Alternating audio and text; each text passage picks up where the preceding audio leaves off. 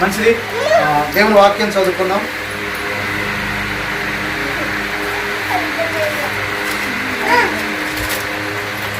అపోస్తులైనటువంటి పేతురు రాసినటువంటి పత్రిక, కొంచెం తగ్గినాను ఆగి పేతురు రాసినటువంటి మొదటి పత్రిక, పేతురు రాసిన మొదటి పత్రిక 2వ అధ్యాయం 25వ వచనాన్ని మనం చదువుకుందాం. మీరు గొర్రెల వలె దారి తప్పిపోతురు కానీ ఇప్పుడు మీ ఆత్మల కాపరియు అధ్యక్షుడు అయిన ఆయన వైపుకు మళ్ళీ ఉన్నారు. దేవుడి వాక్యం మన హృదయాల్లో దీవించును గాక. చెప్పండి గట్టిగా అందరూ ఆమేన్. హల్లెలూయా. చిన్న ప్రార్థన చేసుకొని తలలో వంచండి. మమ్మల్ని ఎంతగానో ప్రేమించిన మా ప్రభువా, నీకు వందనాలు, స్తోత్రాలు. మీ మహాకృప, ఉన్నతమైన వాత్సల్యత మా మీద చూపి మళ్ళా నీ సన్నిధిలో ఇలా ఆరాధించడానికి మీరు ఇచ్చిన భాగ్యాన్ని బట్టి వందనాలు. ఇప్పటి వరకు మీరు పాటల ద్వారా, ఆరాధన ద్వారా, వాక్యం ద్వారా మహిమ తెచ్చుకున్నారు. కానీ అతని ఆరాధనలో పాటల ద్వారా, సాక్ష్యం ద్వారా మహిమ తెచ్చాను. ఇదిగో నీ లేఖనాలకు వెళ్తుండగా మీరే మాతో మాట్లాడండి. నీ స్వరాన్ని మాకు వినిపించండి. సమయం నీది, సన్నిధి నీది. మేమందరం మీ వారం ప్రభా. మీరు మాతో మాట్లాడి మీరు ఆకడ కొరకు మన ఆయత్తపరచమని, అయ్యా దుష్టుని మీరు దూరపరిచి మీరే నాలో ఉండి మా అందరితో మాట్లాడండి. పరిశుద్ధాత్మలో బలమైన నీ కార్యాలు జరిగించమని యేసు నామమున వేడుకొనుచున్నాము తండ్రి. ఆమేన్. హల్లెలూయా. హల్లెలూయా. మంచిది. మరొకసారి దేవునికి మహిమ చెల్లిస్తూ కూడొచ్చిన మీ అందరికి కూడా నా హృదయపూర్వక వందనాలు తెలియజేస్తున్నాను. అందరూ బాగున్నారా? దేవుడు మనం ప్రేమించి మరి ఈ విధంగా సెప్టెంబర్ మాసంలో ప్రవేశపెట్టి ఇది 2వ వారం. మరి ఈ 12వ తారీఖున దేవుడు నిన్ను నన్ను సజీవులుగా ఉంచాడు.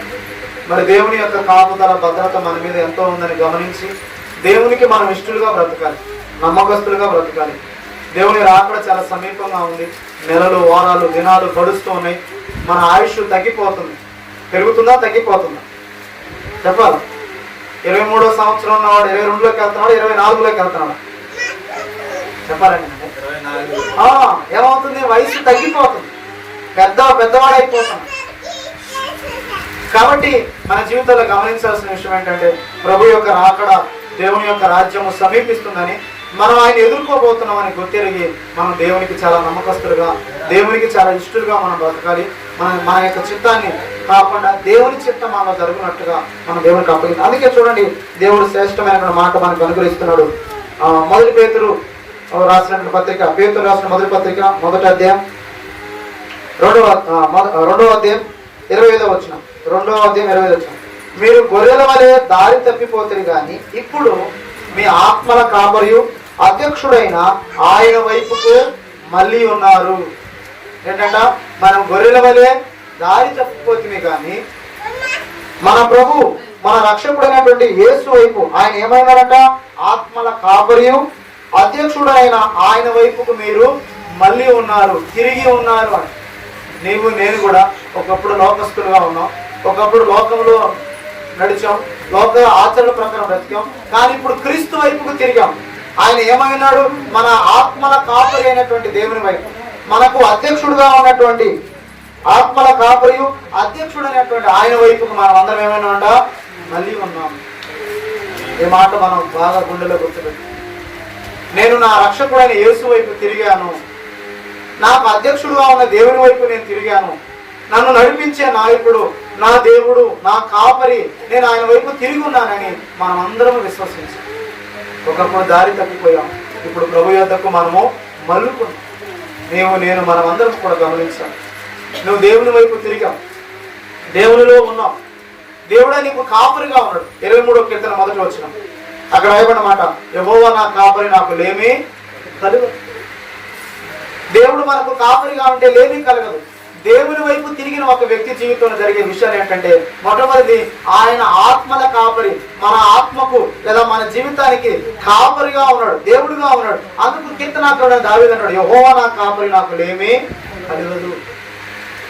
మన ప్రభు మనకు కాపరిగా ఉంటే లేమి కలగదు. చక్కటి మాట.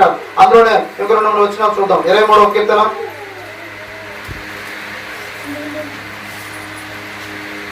23వ కీర్తన 1వ వచనం. యెహోవా నా కాపరి, నాకు లేమి కలగదు. పచ్చిగల చోట్ల నన్ను పరుడు చేయుచున్నాడు, శాంతిగల జలముల యొద్ద నన్ను నడిపించున్నాడు.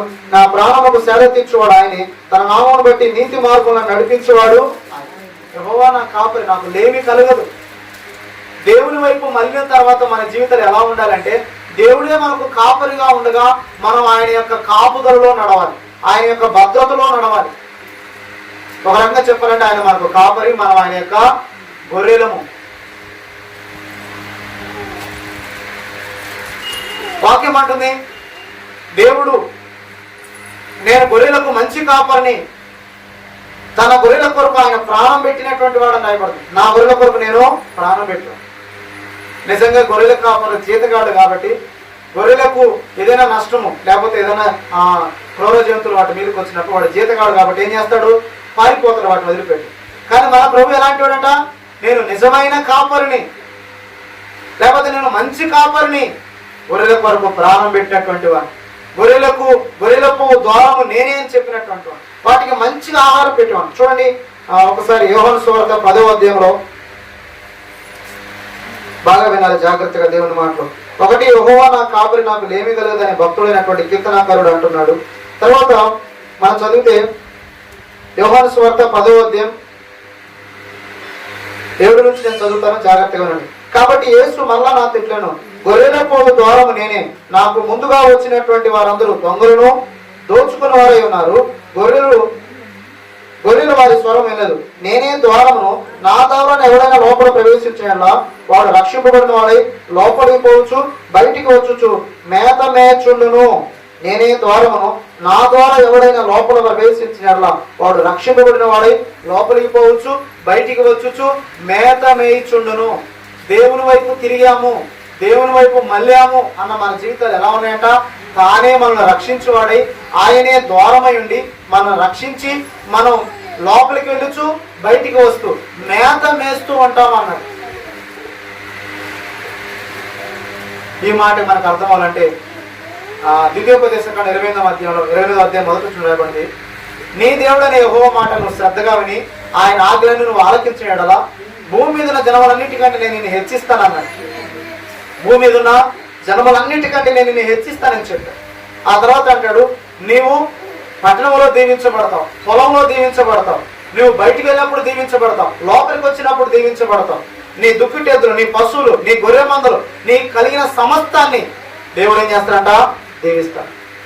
యేసు ప్రభువు వారే మనకు రక్షకుడై, కాపరి, మనకు అధ్యక్షుడు లేదా నాయకుడై, తండ్రి మనల్ని నడిపిస్తున్నప్పుడు మనం ఎక్కడికి వెళ్ళినా అక్కడ ఆశీర్వాదం ఉంటుంది. హల్లెలూయా. దీవెన ఉంటుంది, మేలు ఉంటుంది, సమృద్ధి ఉంటుంది. ఎందుకంటే ఆయన అన్నాడు, గొర్రెలకు ద్వారము నేనే. మరొక చోట అన్నాడు, ఇదే యోహాను సువార్తలో మరొక చోట రాయబడిన మాట ఏంటంటే, నేనే మార్గము, నేనే సత్యము, నేనే జీవము, నా ద్వారానే తప్ప ఎవడును పరలోకమునకు తండ్రి యొద్దకు చేరడు, రాలేడు అంటాడు.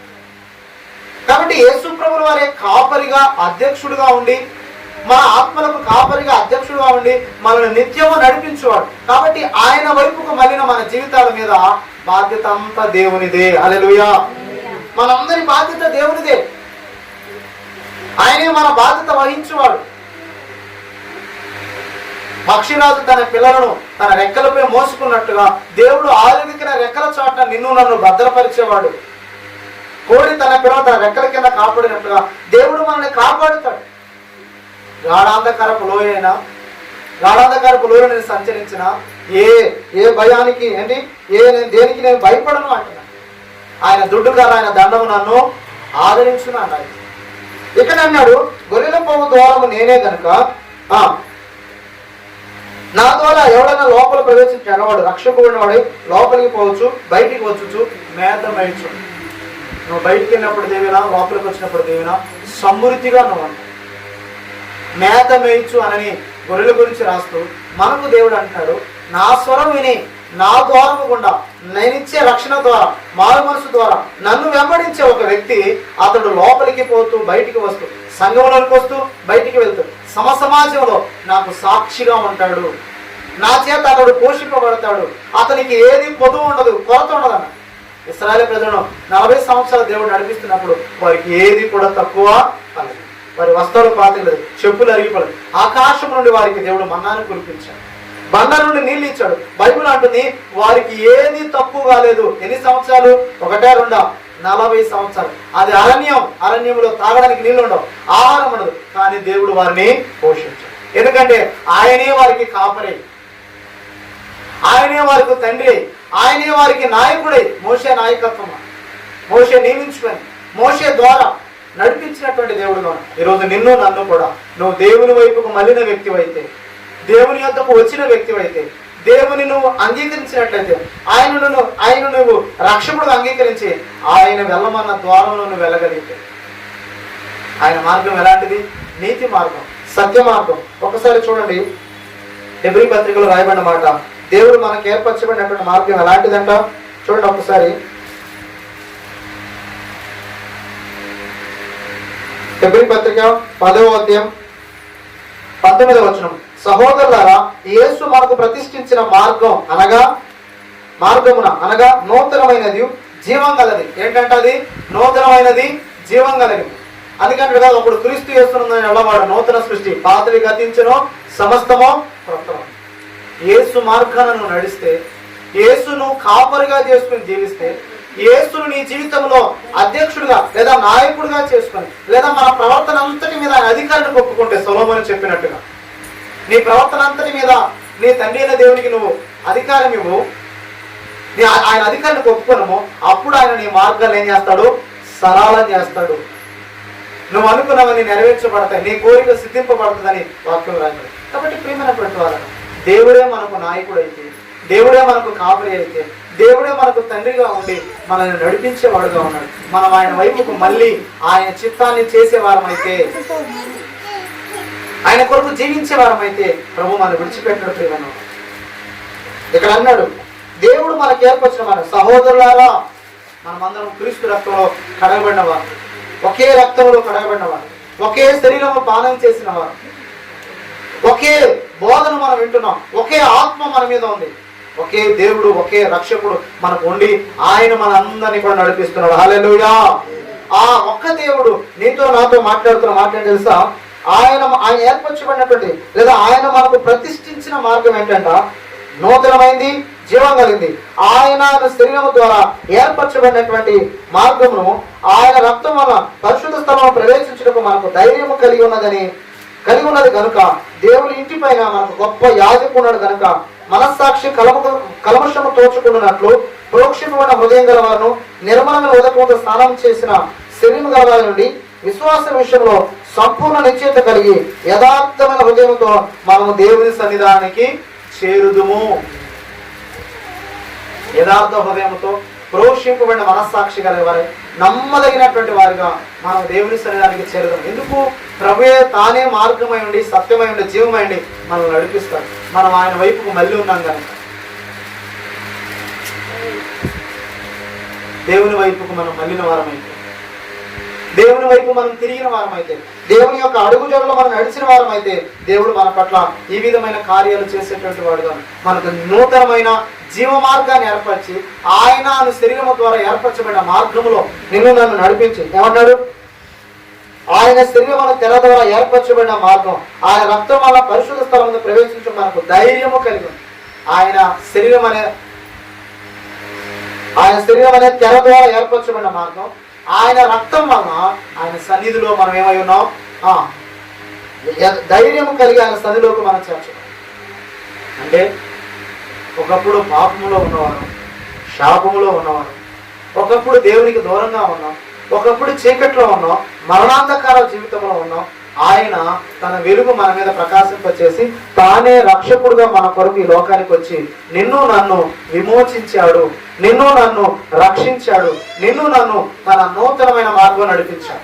పాప మార్గాన్ని విడిచిపెట్టి నీతి మార్గం, ప్రతి విధమైన అక్రమైన మార్గాన్ని విడిచిపెట్టి సత్య మార్గాన్ని. ఒకసారి చూడండి, 2వ అధ్యాయం అపోస్తలుడైన పౌలు తీతుకు రాసిన పత్రిక 198వ పేజీ నంబర్ 2వ అధ్యాయం 14వ వచనం లేదా 12 నుంచి చదివితే 11. ఏదైనా సమస్త మనుషులకు రక్షణకర్త అయిన దేవుని కృప ప్రత్యక్షమై మనము భక్తిహీనతను ఇహలోక సంబంధమైన దురాశను విసర్జించి శుభప్రదమైన నిరీక్షణ నిమిత్తం అనగా మహాదేవుడును మన రక్షకుడైన యేసుక్రీస్తు యొక్క మహిమ యొక్క ప్రత్యక్ష కొరకు ఎదురు చూచుచు ఈ లోకములో స్వస్థ బుద్ధితోను నీతితోను భక్తితోను బ్రతుకుచుండవాలని మనకు బోధిస్తున్నది. ఆయన సమస్తమైన దుర్నీతి నుండి మనల్ని విమోచించి సత్క్రియలందు ఆసక్తి గల ప్రజలను తన కోసం పవిత్రపరచుకొని తన సొత్తుగా చేసుకున్నటకు తను తానే మన కొరకు బలిగాను మన కొరకు తను తానే అర్పించుకున్నాడు అన్నాడు. యేసయ్య ఈ లోకానికి వచ్చి మన కొరకు శిలువలో బలియాగం అయిపోయి ఆయన రక్తమంతా ధారపోసింది నీవు నేను ఆయన నూతనమైన మార్గంలో, జీవం కలిగిన మార్గంలో నడవడానికి, సత్య మార్గంలో నడవడానికి, నీతిమంతులుగా ఉండటానికి. అందుకే వాక్యం ఉన్నది, క్రీస్తు యేసునందు విశ్వాసం ఉంచిన వారికి ఏ శిక్ష విధి లేదట. ఆయన యందు ఉన్న వాడికి ఏ శిక్ష విధి లేదు. మనం క్రీస్తుని విశ్వసిస్తే, నమ్మితే ఆయన యందు ఉన్న వారికి ఏ శిక్ష విధి లేదని వాక్యం సరిస్తుంది. దేవుని వైపు మళ్ళిన వాడి జీవితం నీతిమంతుడిగా మారుతున్నాడు. పాపిగా ఉన్న వ్యక్తి నీతిమంతుడిగా మారుతున్నాడు. దేవుని వైపు మళ్ళిన వాడి జీవితం, ఒకప్పుడు లోకస్తుడుగా ఉన్నవాడు ఇప్పుడు దేవునికి దేవునికి సమీపముగా మారాడు. మునుపు దూరస్తులైన మీరు ఇప్పుడు దేవునికి సమీపస్తులై ఉన్నారు. అలాగే ఇంకో చోట అంటాడు, అదే పేతురులోనే ఒక మాట రాస్తాడు, ఏమని తెలుసా? చీకట్లో ఉన్న మిమ్మల్ని ఆశ్చర్యకరమైన వెలుగులోనికి ఆయన మిమ్మల్ని పిలుచున్నాడు అంటాడు. మనం చదివినటువంటి మొదటి పేతురు 2వ అధ్యాయంలోనే 8వ వచనం, కట్టువారు వాక్యముకు అవిధేయులై తొట్టిల్చున్నారు కానీ వారు దానికే నింపడం. అయితే మీరు చీకట్లో నుండి ఆశ్చర్యకరమైన వెలుగులోకి మీరు పిలిచిన వాని గుణాతిశను ప్రచురం చేయ నిమిత్తం ఏర్పరచబడిన వంశం, రాజులైన యాజక సమూహం, పరిశుద్ధ జనం, దేవునికి సొత్తైన ప్రజలై ఉన్నారు. ఒకప్పుడు ప్రజలుగా ఉండక ఇప్పుడు దేవునికి ప్రజలైతిరి. ఒకప్పుడు కనికరింపక ఇప్పుడు కనికరింపబడి. ఆయన వైపు మళ్ళిన వారి జీవితం ఎలా ఉన్నాయి? ఒకప్పుడు కనికరింపబడలేదు, ఇప్పుడు కనికరింపబడ్డాం. ఒకప్పుడు చీకట్లో ఉన్నారు, ఇప్పుడు వెలుగై ఉన్నారు. ఒకప్పుడు మన ప్రవర్తన చూసి మనమే చేదరించుకునేటట్టుగా మన అలవాట్లు, మన యొక్క నోటి మాటలు, లేదా మన యొక్క తలంపులు, మన ఆలోచనలు, కొన్నిసార్లు మన ఇంటి వారు, కొన్నిసార్లు సమాజం వారు, వీడు ఇలాంటి వాడు అలాంటి వాడు అని మనకున్న అలవాట్లను బట్టి మనం రకరకాలుగా బాధించుకుంటాం. తాగుతున్న ఒక వ్యక్తిని ఆ ఇంట్లో వారు కానీ బయట ఉన్న వారు కానీ ఆ తాగుడు వదిలిపెట్టొచ్చు కదా, ఆ ఆరోగ్యం ఎందుకు పాడు చేసుకుంటావు, ఎందుకు అట్లా తాగుతావు అని తాగుబోతని అందరి చేత అనిపించుకుంటాను ఆ మాట అంటే అలా ఏమంటారు? ఇదిగో నన్ను ఏమైనాను తాగుబోతు అనమాక. ఏమంటారు? చెప్పలేదండి, తాగుబోతు అనమాక అంటారు. మరి తను తాగుతాడు కానీ ఏమనొద్దు అంటారు ఆయన్ని? తాగుబోతాడు. ఇంకొంతమంది వాళ్ళ ఇష్టానుసారం తిరుగుతారు. ఎందుకు అట్లా తిరుగుతావు? తిరిగిపోతూ అయిపోతారా? ఏంటి చెరపకూర చెడు అని నువ్వు తిరిగేదిగా కనేగా చెబుతాడు. ఎదుగు అమ్మా నన్ను ఏమన్నా తిరిగిపోద్దని మాత్రం ఎందుకు చేసేవి అలాగే. కానీ వాళ్ళకి ఏదైనా పేరు పెట్టి వాళ్ళని అంటే మాత్రం ఏమంటారు? ఆ మాట అనొద్దు.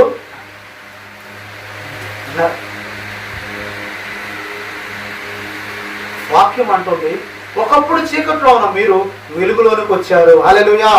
ఒకప్పుడు దూరముగా ఉన్న మీరు ఇప్పుడు మీరు దేవునికి ఏమయ్యారు? సమీపస్తులు. ఒకప్పుడు దేవుని ప్రజలను పిలవబడ్డారు, ఇప్పుడు దేవునికి ప్రజలై ఉన్నారు. ప్రజలు కాదు, సొత్తైన ప్రజలు. హల్లెలూయా. దేవుని సొంతమా. మనల్ని ఎవరన్నా వచ్చి ఏదైనా మాట, ఏదైనా గొడవ జరుగుతున్నప్పుడు మనం గమనిస్తే, రే ఎవరున్నారనరా నీకు, ఎవరు చెప్పుకుంటాను, ఏం దిక్కు నీకు అని మనం అంటా ఉన్నప్పుడు మన వైపు ఎవరు మనకు నా అన్నవారు ఎవరు లేనప్పుడు మనం ఏం చేస్తాం? మౌనంగా ఉండిపోతాం. అదే దేవుని నమ్ముకున్న మనతో గొడవ కాదు, ఏదైనా విషయాలు మనం అడిగితే మీరు చెప్పండి, ఏమన్నా తెలుసా, మీకు ఏముందనరా, ఎవరున్నారని మీకు అని అంటే మాకు ఏం లేదు కానీ మేము నమ్ముకున్న దేవుడు మా పక్షాన ఉన్నాడండి. హల్లెలూయా. ఆయన బట్టి మేము బ్రతుకుతాం. గొడవ చేయమని కాదు కానీ క్రీస్తుని బట్టి మనం అతిశయపడాలి. హల్లెలూయా. దేవుని వైపుకు మళ్ళిన మన జీవితాల్లో ఆయన కాపరిగా, అధ్యక్షుడుగా ఉంటాడు, తండ్రిగా ఉంటాడు, మన బాధ్యత వహిస్తాడు. నీకు నాకు ఏ కొదువ రానివాడు. ఎంత అద్భుతమైన మాట పోయినాను. ఉదయకాలం నేను చదివినప్పుడు నాకు చాలా ఆనందం వేసింది. కొన్ని దినాలుగా నేను ప్రార్థన చేస్తూ ఉన్నప్పుడు ప్రభు నాకు తెలియజేస్తున్న మాటను బట్టి ఆలోచిస్తూ దీని గురించి ఇంకా లోతుగా చెప్పు ప్రభు అని నేను అడుగుతా ఉంటే ఆయన ఒక్కొక్క మాట నాకు గుర్తు చేశాను. అధ్యక్షుడుగా ఉంటే చూడండి, అధ్యక్షుడుగా ఉన్న దేవుడు, నాయకుడుగా ఉన్న దేవుడు ఎలా మనం నడిపిస్తాడంటే, ఒకసారి దేవుని వాక్యంలో ఈ మాట చూద్దాం. అపోస్తలుడైన పౌలు ఎఫెసీయులకు రాసిన పత్రికలో మనం చూస్తే అక్కడ భార్యాభర్తల మధ్య సంబంధాన్ని చెప్తున్నాడు, కానీ వాళ్ళకి అర్థమయ్యేటట్టు చెప్పడానికి కొన్ని మాటలు అక్కడ స్పష్టంగా రాయబడింది. చూడండి, 5వ అధ్యాయంలో